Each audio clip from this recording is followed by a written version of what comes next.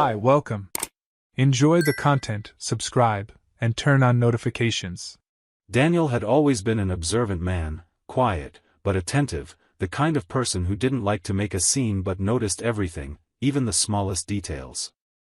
And that's exactly how it all started, little changes, almost imperceptible ones, that piled up until they were too big to ignore. Emily started spending more time in the shower. She'd leave her phone face down on the table, laugh to herself while looking at the screen, and when he asked why, she'd say, "Nothing, just silly stuff." At first, Daniel believed her. He wanted to believe. It was easier to think she was just stressed at work, that this was just a phase. Every marriage has its phases, right? But something inside him started to bother him, like the silence between them wasn't just the absence of conversation, but a sign that someone was slowly pulling away. She stopped asking questions. She stopped caring about his day. When he talked about a problem at work, she'd just nod, like she was only half listening. She always seemed in a rush, even at home. And the touch, the affectionate little touch that used to happen without reason, the light hand on his back in the kitchen, the kiss on the forehead when they passed in the hallway, disappeared without explanation. One night, Daniel made dinner. A simple gesture, but done with care. He made her favorite pasta, opened the wine they saved for special occasions, tried to create a warm atmosphere. Emily came home, gave him a quick peck on the cheek, and without even acknowledging his effort, said she was too tired to eat. She went upstairs, left her shoes in the middle of the living room, and went straight to the bedroom, leaving Daniel sitting at a table set for two, with untouched wine glasses and a tightness in his chest that he pretended not to feel. For the first time, he thought something serious might actually be going on. Life went on, but it felt forced, like something was out of place. Daniel kept fooling himself for a few more weeks. He stayed busy with work, with the podcasts he listened to in the car, even with dumb TV shows before bed. But it was impossible not to notice the disconnect. They shared the same roof, but seemed to live in different worlds. That's when he started testing things, quietly. He'd say he was working late, but come home early to see her reaction. Sometimes Emily was on the phone and would hang up the second she heard the door. Other times, she didn't even notice he'd come back. Her phone, which used to be left on the table or the couch, was now always with her, even in the bathroom. And whenever he'd come up behind her to hug her, like he always used to, she'd stiffen for a second. They were tiny details, but Daniel had always been good at putting the pieces together. He remembered old conversations. Emily had said she found it boring how predictable he was about everything. She'd said routine killed desire. He'd thought it was just a passing complaint, but those words now echoed loudly. Maybe she was looking for exactly what he couldn't give her, something new, exciting, someone who'd break the routine. He'd always believed security and loyalty were enough to keep a relationship strong. And maybe they were, for one person's point of view. Daniel wondered if he should confront her. He thought about sitting down and telling her everything he felt. But something held him back, a mix of fear and pride. Fear of hearing the truth in her own words. Pride that wouldn't let him look weak. So he decided to keep watching. And as he did, the distance grew. It was like living with a stranger.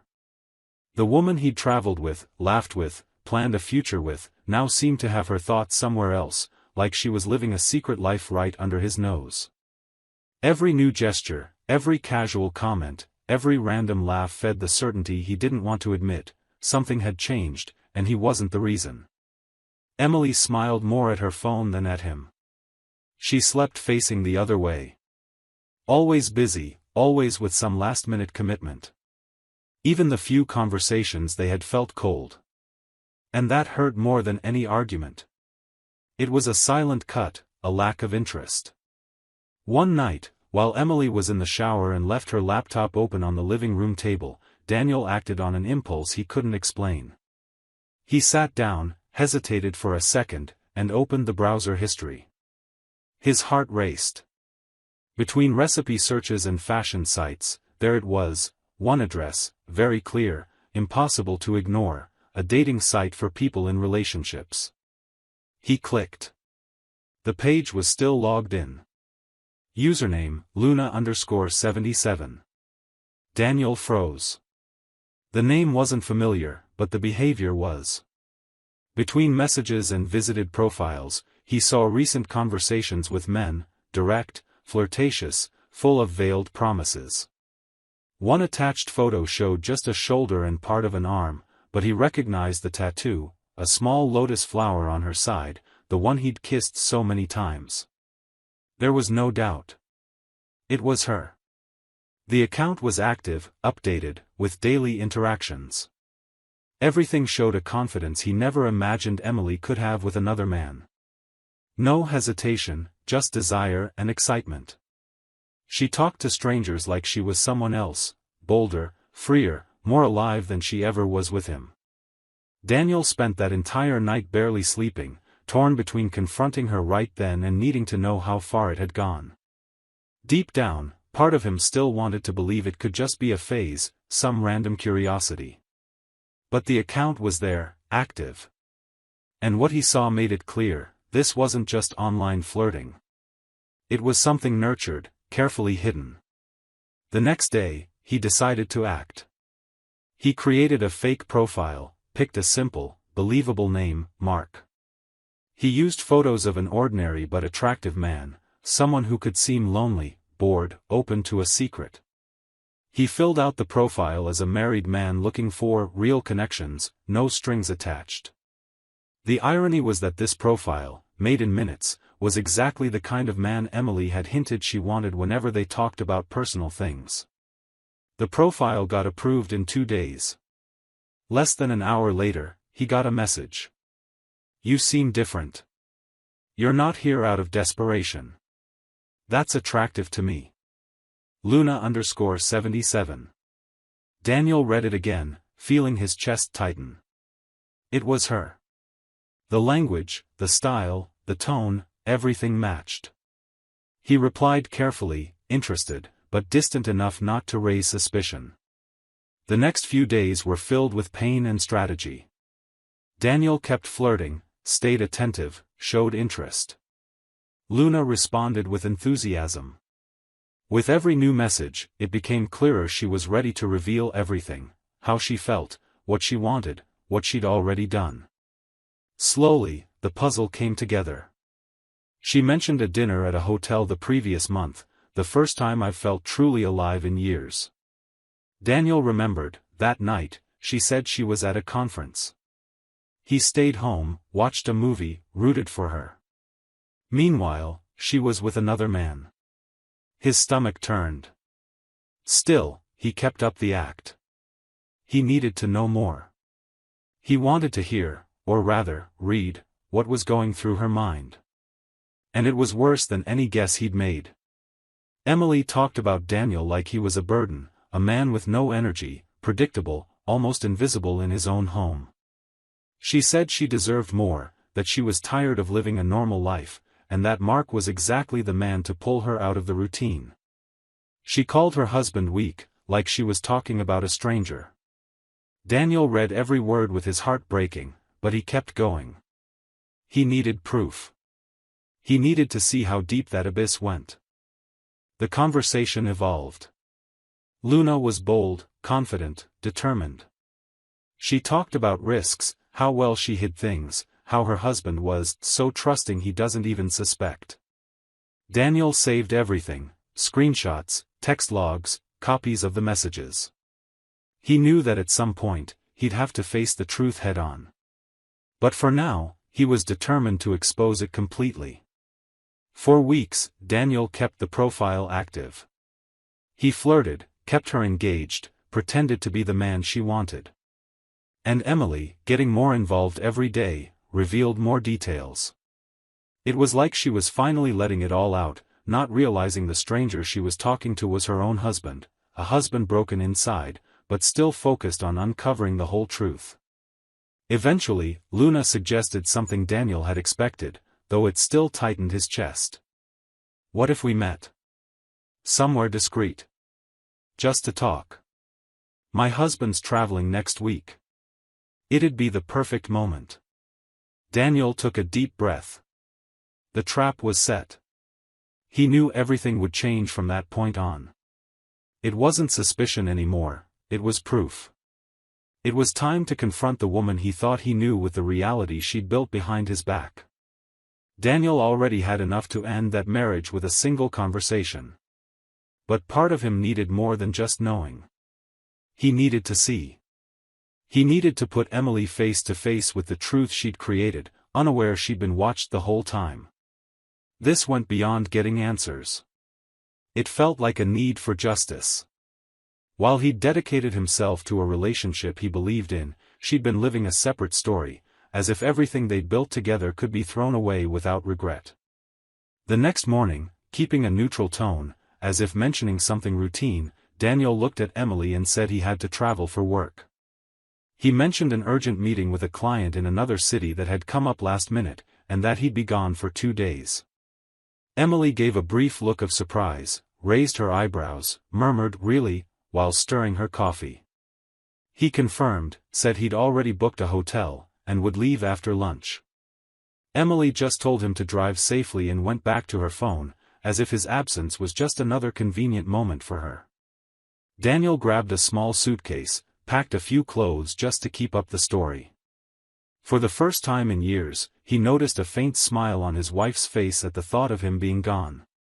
He drove his car a few blocks, parked at a supermarket, locked the vehicle, and walked to a rental place. He rented a dark, generic sedan, no stickers. He spent hours walking, mentally rehearsing what he'd say, how he'd act, what he'd do that night. He was afraid of losing control, of yelling, of shaking. But above all, he was determined to show her he wasn't naive. That night, he parked 3 blocks from his own house, turned off the headlights. He watched the street. Everything was familiar, but now it felt like foreign territory. Minutes before the agreed time, he calmly typed, "I'm here." The reply came almost instantly. "Door unlocked. Come in fast, so the neighbors don't notice." Daniel took a deep breath. His face showed nothing, but inside, something had finally broken for good. He stepped out quietly, looking at his own house as if he were a stranger about to enter unknown territory. The same front, the same porch where they'd laughed together, but now it all felt like an empty set. He pushed the door gently. It was slightly open, just as she'd promised. Soft music came from the living room, a romantic track that, under different circumstances, might have been touching. Now, it was just another detail in Emily's script. Daniel entered silently. Then he saw her. She was in front of the mirror, fixing her hair. She wore clothes he'd never seen, something way too provocative to be casual. Clearly, she was getting ready for someone special. Daniel stopped. It was a side of her he'd never known, the side that happily prepared to welcome a lover into the home she shared with her husband. Emily turned slowly, still smiling. But the smile vanished when her eyes met his. She froze. Her lips parted, as if her voice had been stolen. Her face turned pale in an instant. Daniel stayed still, staring straight at her, not saying a word. The silence between them became suffocating. He didn't yell. He didn't ask, why.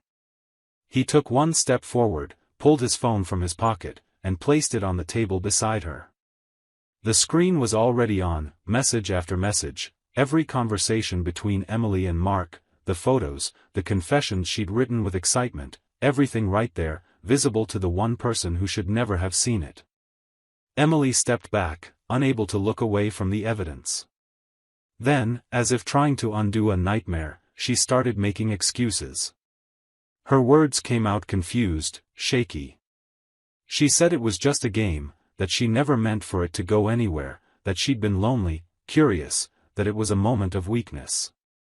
Daniel listened in silence, eyes fixed on her face, expressionless, like he was hearing a story that had arrived too late. Emily reached out, tried to touch his arm, but he pulled away. He took a black folder from the bag he'd left on the couch. Inside were the divorce papers, already prepared. He pulled them out and handed them to her without a word. She hesitated, but took them, still in shock. Daniel looked around the house, almost as if he were saying goodbye to something that no longer mattered. He walked to the door, opened it, and before leaving, looked at her one last time. His eyes were calm, without anger, without urgency. Before she could say anything else, he was gone. He left without slamming the door, without making a scene, certain that this chapter had ended on his terms.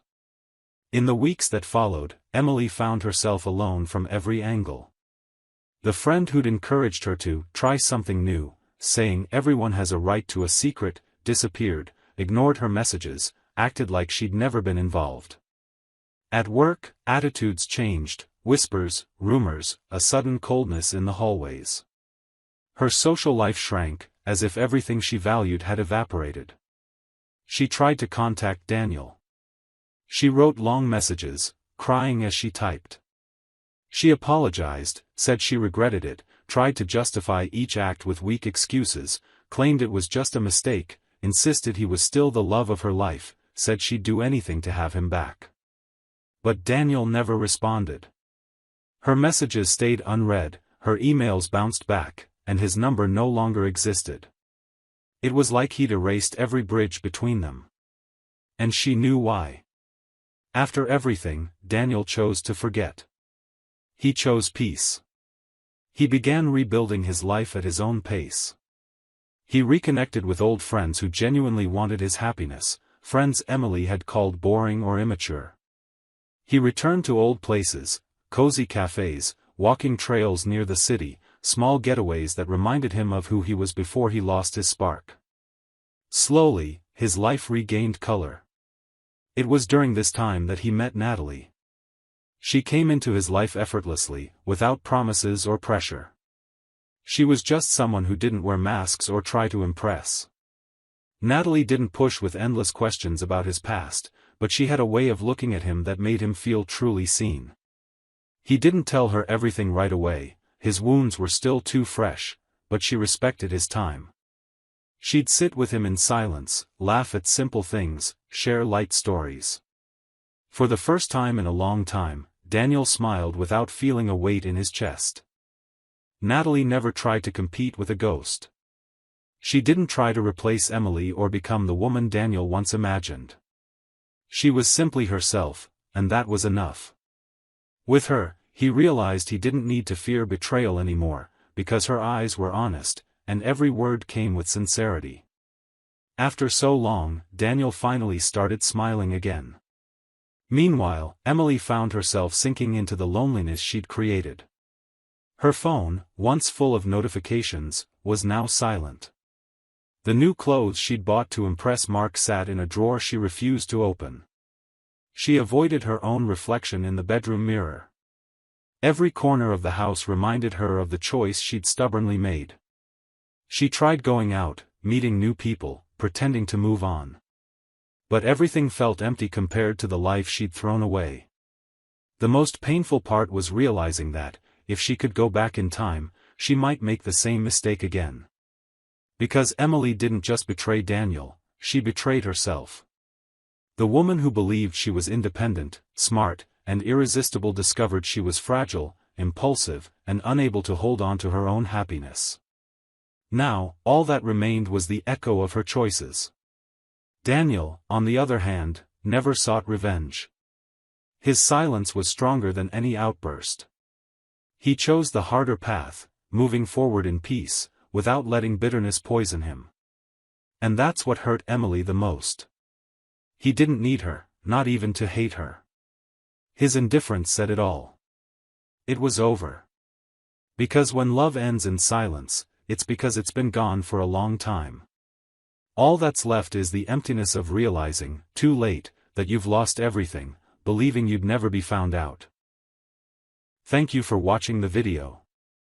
If you enjoyed it, don't forget to subscribe to the channel and turn on notifications so you won't miss any updates. See you next time.